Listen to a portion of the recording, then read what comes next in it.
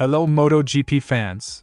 Welcome back to ZNGP Today. Yamaha's team director Massimo Meregalli has offered a frank appraisal of a difficult 2025 and laid out a measured plan for 2026.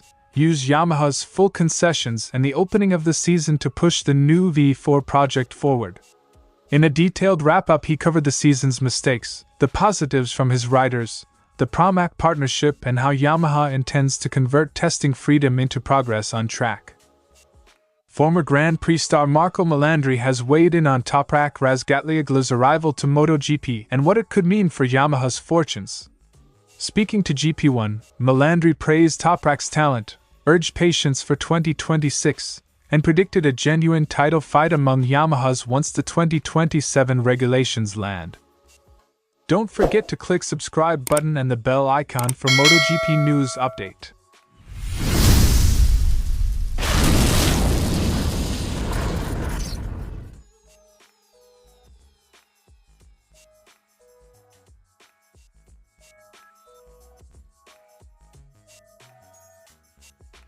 Meregalli didn't sugarcoat 2025. It was a very tough season.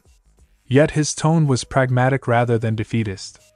He acknowledged the team's place near the bottom of the standings, but also pointed to measurable improvement, most notably Fabio Quartararo's step forward, scoring roughly double his previous points and delivering several podiums and top 5 finishes.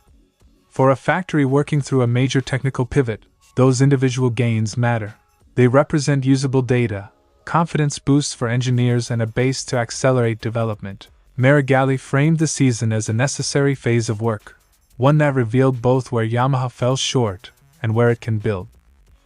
It has been a very tough season, but we have significantly improved the bike's performance. Fabio has scored almost double the points compared to last year, achieved several podium and top 5 finishes, and broken some records. The message is clear: improvement is underway, but the path to the front requires sustained, methodical development rather than quick fixes. Part of Yamaha's 2025 frustration came from marginal opportunities that slipped away, moments that, in hindsight, could have produced stronger results. Meregalli called out specific weekends where small problems cost bigger outcomes, citing Silverstone and Le Mans as examples. Those incidents are not merely bad luck. They're diagnostic.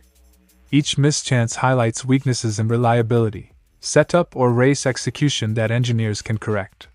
For a team with concessions and test freedom, turning those lessons into fewer, almost, weekends will be central to closing the performance gap. We certainly wanted to be a little closer to the leader, but we know we lost the chance to win a race at Silverstone due to a small problem.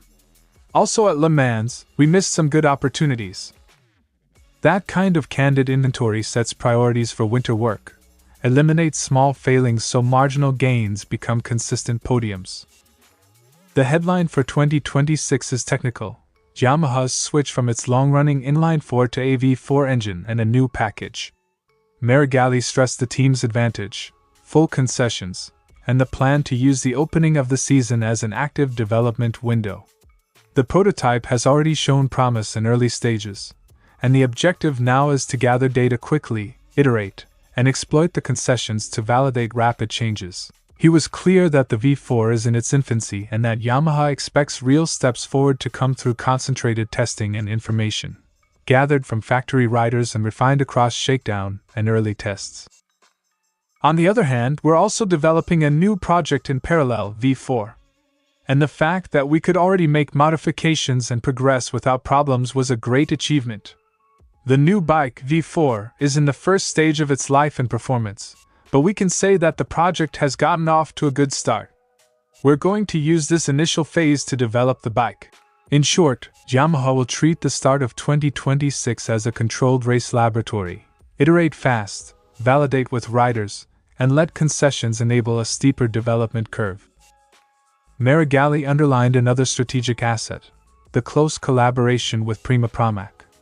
Unlike many satellite relationships, Pramac functions as a de facto factory partner, providing comparable hardware and valuable cross-team data.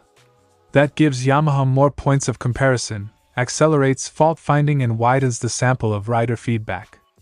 Coupled with concessions, that partnership could compress the V4 learning curve significantly, helping Yamaha tune chassis, electronics and power delivery for a broader set of riding styles.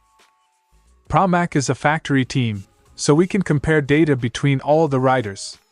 The collaboration with them has also been very good.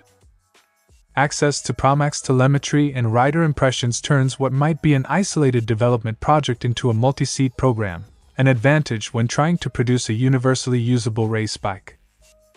Massimo Meregalli's post-season diagnosis is pragmatic and strategic. Admit the failures, catalog the small misses that cost results, and then exploit Yamaha's concessions, rider feedback and the Pramac partnership to accelerate the V4's development. The plan is not instant redemption but a staged campaign.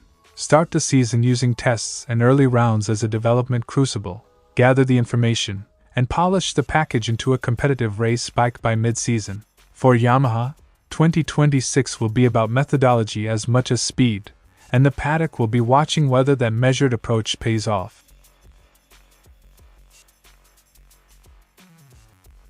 Melandri didn't hold back on praise. After years of World SBK success, Toprak arrives in MotoGP with a reputation for extraordinary bike feel and bike control. Melandri sees that natural ability as a transferable asset, the kind that allows a rider to adapt quickly when the machine and tires change. For a rookie season that's likely to focus on learning, that raw talent makes Toprak a rider to watch, not just for flashes of pace, but for steady development that could put him at the front once the rules shift. Toprak is very good. He has exceptional talent and incredible control of the bike. He seems to play with it, and that's obvious. That playing image sums up the kind of intuitive, low-energy control that converts into lap times once the rider and bike are aligned.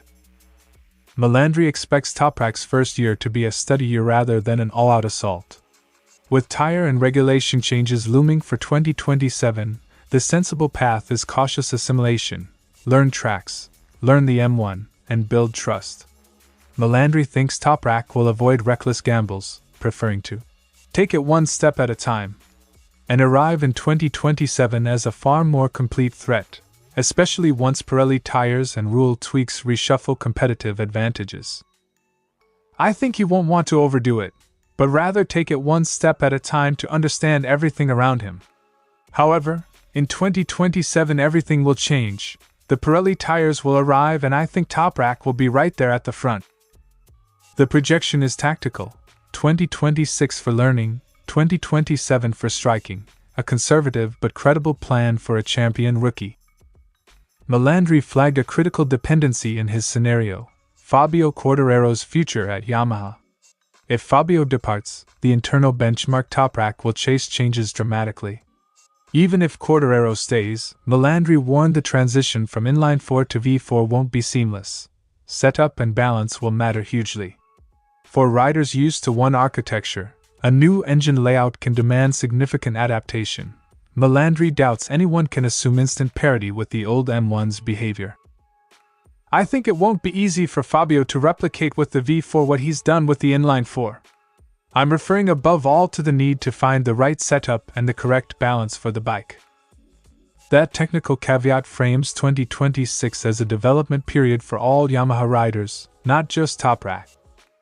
Finally, Melandri noted an odd contrast in Yamaha's camp, public unease from riders versus Andrea Dovizioso's outwardly positive, proactive stance on development. Riders' complaints about the M1 and early V4 impressions raise eyebrows, yet Melandri trusts Dovizioso's stewardship. He prefers to trust Andrea to handle the program. That split between rider sentiment and technical confidence will be one to monitor. Morale matters when development is iterative and feedback-driven. Another thing, it seems to me that all the Yamaha riders are complaining about the new bike. From their statements, I don't see them very enthusiastic about the new M1, and on the track, I expected more in terms of the engine. So I wonder if Yamaha is faking it or not. That said, I prefer to trust Andrea, because he's developing the bike and has the whole situation under control. In short, vocal discontent now, but cautious faith in the technical lead, a dynamic that could either accelerate fixes or amplify uncertainty depending on early test outcomes. Marco Melandri's read is optimistic but measured.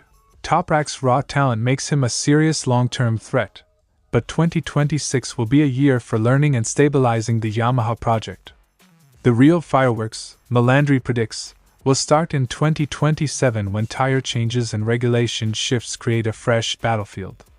For now, keep an eye on test miles, Quartararo's contract news, and how quickly Dovizioso can turn rider feedback into a usable V4. Those will decide whether Toprak's promise turns into podiums or simply another headline. Thanks for watching ZNGP Today, and this is your MotoGP news update. And see you next time!